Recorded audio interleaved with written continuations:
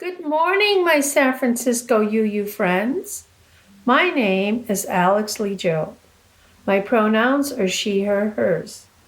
I am on Yocha Dehe Winton tribal land, home of the Patwin people. I am a member of the Unitarian Universalist Church of Davis in Davis, California. And I've come here today to read you a story called Bringing in the New Year. It was written by Grace Lynn. Here on the end page, you will see many of the items we use to celebrate Chinese New Year. You see a lucky red envelope and a good luck sign and dumplings and firecrackers to scare away evil spirits and red scrolls with wishes for wealth, safety, peace. And a bowl of oranges. And look, a bunny lantern. Did you know this year is Year of the Rabbit? When I read the story, you may see these items inside. So keep your eyes peeled. Bringing in the new year.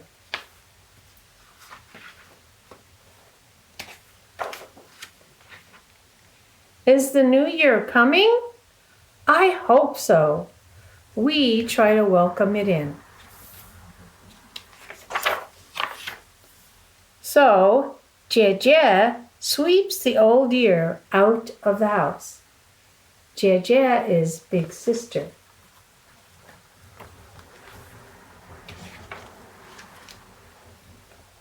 Baba hangs the spring happiness poems. Baba is daddy. Mama makes the get-rich dumplings.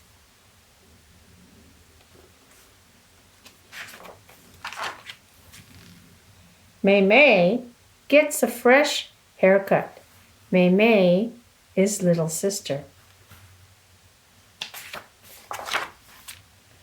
And I put on my new qipao dress for the New Year feast.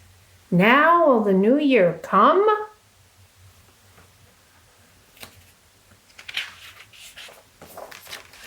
Pop, pop, pop. Do you hear the firecrackers? Are they bringing in the New Year?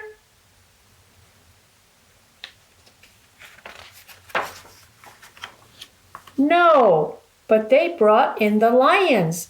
They're here to scare away last year's bad luck. They scare Mei too. Don't cry, Mei.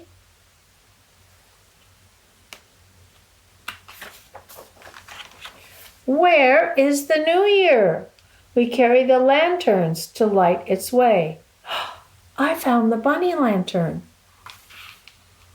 I hope the New Year follows us soon.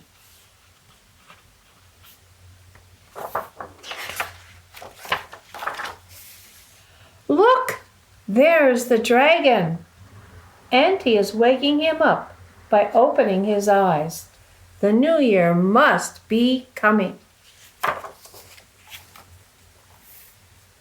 The dragon's awake. Is the New Year here at last? Yes, hooray! The New Year is here. Happy New Year, everyone.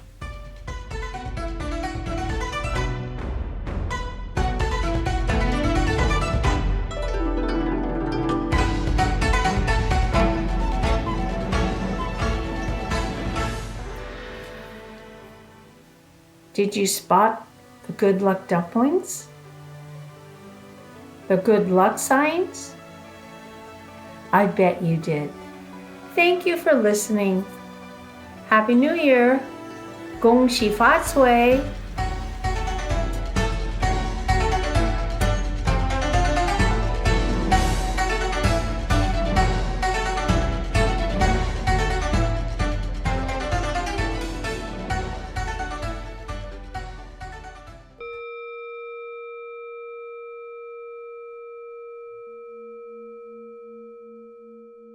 It's good to be with you on this Sunday morning, which is the 15th and last day of the Lunar New Year celebration. The 15th day of the Lunar New Year is the first full moon, as well as the Lantern Festival. And as I mentioned before, it's the year of the rabbit. You may assume that I've been observing these customs since I was a small child, but that is not the case. When my immigrant parents came to the U.S. and began raising me, they decided to completely assimilate, to become American, which meant European. At that time, the borders to China were slammed shut due to Mao's Cultural Revolution. Letters and phone calls were strictly forbidden. I can only imagine the stress and heartbreak it caused my mom and dad not to know of the welfare of their parents, siblings, and families as huge political changes occurred, because they never shared their worries with me. I think they felt they would never be able to return home again. The result was to adopt the United States as their permanent home and culture, which meant abandoning their customs, like Chinese New Year, and choosing not to bring me up speaking Chinese. Plus, they were fortunate to be fluent in English. They didn't want me to be seen as lesser than for having an accent. Yet there were problems with this. My mother didn't know how to celebrate American holidays. For example, she hadn't learned the significance of having a Christmas tree, or why gifts for children were important, and who was Santa Claus, anyways. And why was it important to be with family on Thanksgiving? As a result, I grew up cultureless. I learned about Lunar New Year through being an Asian American Studies at UC Davis, working as a teacher in San Francisco, reading, and of course, Google. These days, I've learned to observe both American as well as Chinese customs. I think it's vitally important to pass the non-mainstream cultural practices down to the next generation, so they have an understanding of their identities in their Asian American cultures and grow up proudly multicultural.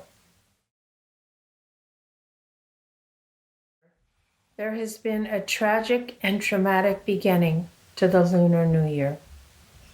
Often, the two events of Lunar New Year and Black History Month seem to bump up against each other. The mass shootings in Monterey Park and Half Moon Bay and the horrific beating death of Tyree Nichols have occurred in close proximity to each other. As a member of the AAPI community, I believe this calls us to build bridges between our groups. Rather than separating these incidents, let's work together to find commonalities. Perhaps the mental health of these men, two older Asian male shooters, and the officers in Memphis is at issue here. I certainly think that they have been influenced by the model minority myth, Asian patriarchal culture, and internalized toxic white male supremacy. In my opinion, they all need therapeutic help to break these destructive cycles.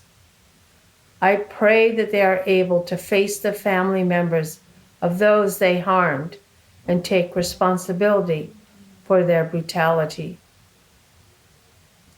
As we listen to this next hymn, I Know I've Been Changed, I suggest that we consider something that we can do today to build a bridge, to create strong, supportive communities, and break these devastating cycles.